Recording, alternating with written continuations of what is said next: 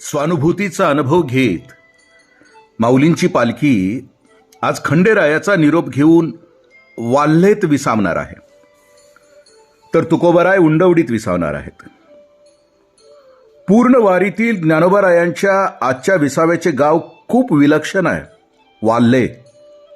काही गावे काही चांगल्या लोकांनी चांगली कामे करून नावारूपाला आणलेली असतात, पण एखाद्याने परिस्थितीच्या आहारी जाऊन वाईटपणाचा कळस करणे, कुणातरी सत्पुरुषाच्या स्पर्शाने पुनीत होऊन त्यानंतर आपला जीवनमार्ग बदलून वेगळ्या पण योग्य असलेल्या वाटेवरून चालायला सुरुवात करून नामांकित होणं आणि आपलं गावही नामांकित करणं हे वाटतं तितकं सोपं नाहीये. असाच एक वाटमाऱ्या ज्याने पापाचा कळस केला, पण नारदांची भेट झाल्यावर जो आयुष्यच बदलून जगू लागला, असा एक महान कवी रामायणकार वाल्या कोळी यांचं जन्मस्थान आणि साधनेचं स्थळ म्हणजे वाल्हे. व्यवहारी जगामध्ये एका चुकीबाबत एखाद्याला दोषी ठरवलं की त्याला त्या चुकीबद्दल आयुष्यभर टोचत राहणं ही जगराटी आहे. या चुकीबद्दल आयुष्यभर तो अपराधीपणाने होरपळत राहतो.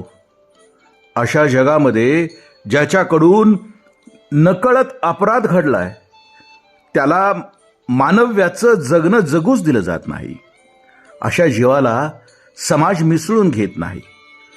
त्याच्यात त्यानं चांगुलपणा आणला तरी समाज त्याला स्वीकारत नाही.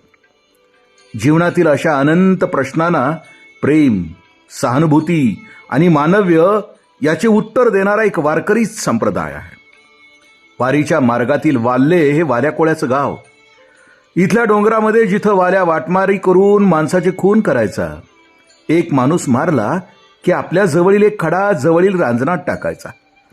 असे खडे टाकून 7 रांजण भरलेले असे ते रांजण आणि वापरलेला टोणपा इथं अवशिष्ट स्वरूपात आहे. हे गाव आम्हाला सांगून जातं इथं वाल्या ही अफवा होती आणि वाल्मिकी हे सत्य आहे. माणसाचे रूपांतरण शक्य आहे याची ते साक्ष देतं. परमार्थ हा समाजातील शहाण्या लोकांनीच करावा अशी ठाम समजूत असलेल्या या रूढीला या संप्रदायाने क्रांती केली आणि हाकारून सांगितलं, या रे लहान थोर, याती भलती नारी नर. नेनिवेत भरकटलेल्या गतायुष्याची कोणतीच बोचरी आठवण वर्तमानात अजिबात जोपासायची नाही. यासाठी माऊली म्हणतात, नेनिजे गतायुष्ये लज्जा जेवी, अशा भरकटलेल्यांच्यासाठी गतायुष्याची कोणतीच बोचरी आठवण वर्तमान अजिबात जोपासायची नाही. तुकोबाराय सुद्धा असं म्हणतात, हरपल्याची नका चित्ती धरू खंती वायाची, पावले ते म्हणा देवा सहज सेवा या नावे. म्हणजे जगणं वाहून गेलेल्या आयुष्याविषयी खंत करण्याचं नसावं, तर येणारा प्रकाश, येणारं ज्ञान, येणारी अनुभूती त्यामध्ये असावी. नारदांच्या झालेल्या बोधामुळे वाल्याचा वाल्मिकी होतो, दिव्य कवी होतो.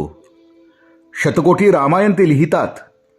तुकोबाराय त्यांच्याविषयी म्हणतात, कोळ्याची कीर्ती वाढली गहन, केले रामायण रामाधी. एवढा मोठा अधिकार वाल्मिकींना प्राप्त झाला.